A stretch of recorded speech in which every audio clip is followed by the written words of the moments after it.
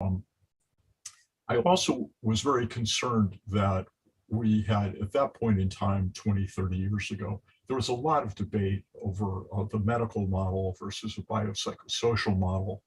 And what I felt was really important is that we start calling it what it is, which is a biomedical, psychosocial, and cultural model, and that we really need to embrace it. It's a mouthful, but we need to at least understand that that's what's going on, that there's certainly organic factors. We used to talk about whether it was organic or psychogenic. So there's certainly organic factors.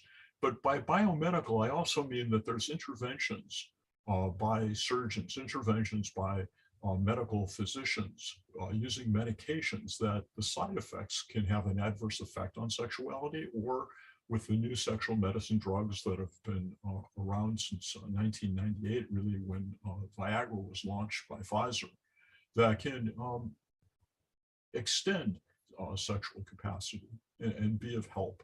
And yet, all these things take place within a given culture. And one of the things I appreciate about being able to do this lecture is to reach a larger global audience, because it really does matter where this is taking place. Where are the people coming from who are speaking to you? What is their culture? And that can vary within given nations as well as between nations, of course. So eventually these factors, if I can raise enough money through the foundation to be able to do an animation, I want to be able to show this three-dimensionally. And at that point, these factors are going to be vectors, meaning they're going to be positioned in space three-dimensionally. And that cartoon will then be able to illustrate what we're talking about. So this is the closest I could get to try and begin to shape that in my mind as to how we might be able to do that. So you see the various factors in each of these containers on this balance beam. And they've got letters and numbers next to them. And what I've done underneath there is to list the mental factors in the mind that could include thoughts, emotions, feelings, interpersonal and relational factors, cultural factors, the actual friction in sexual stimulation as a behavior in and of itself, and then things that are unknown that may be having an impact that we have no idea. And then you see I have the word "and" right here, and all these dots going across and up.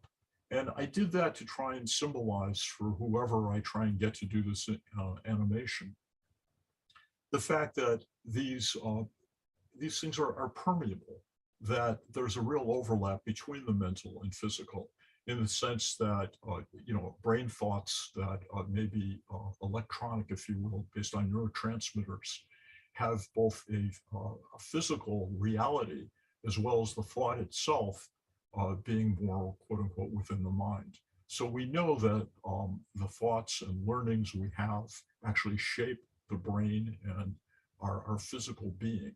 And I wanted to have that be implied as well. But the physical factors include, but are not limited to, anatomical. So I've got, P1, how P1 might be up here so that it's inhibiting something, or,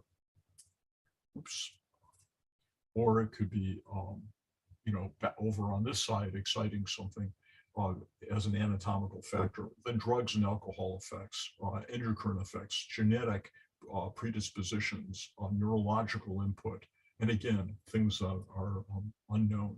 So at some point, I hope to have, if I can pull it together, an animation that can really illustrate all this three-dimensionally.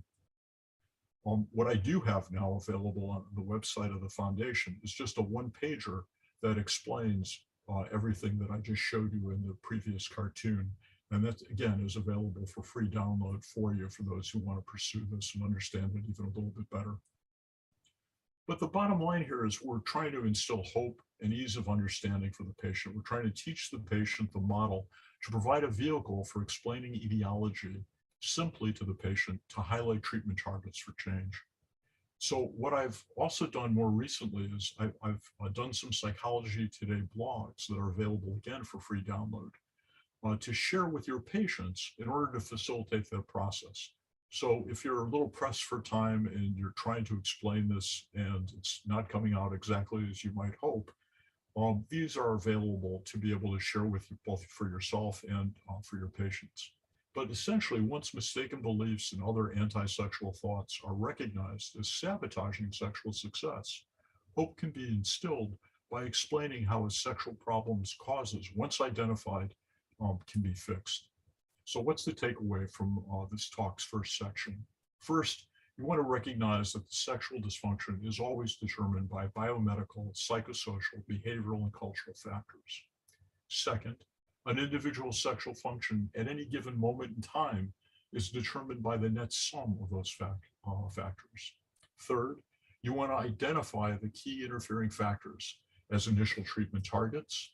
And fourth, you want to inspire hope by explaining the STP formulation and the initial treatment targets to the patient. So again, you're going to explain how things can turn on, how things can turn off.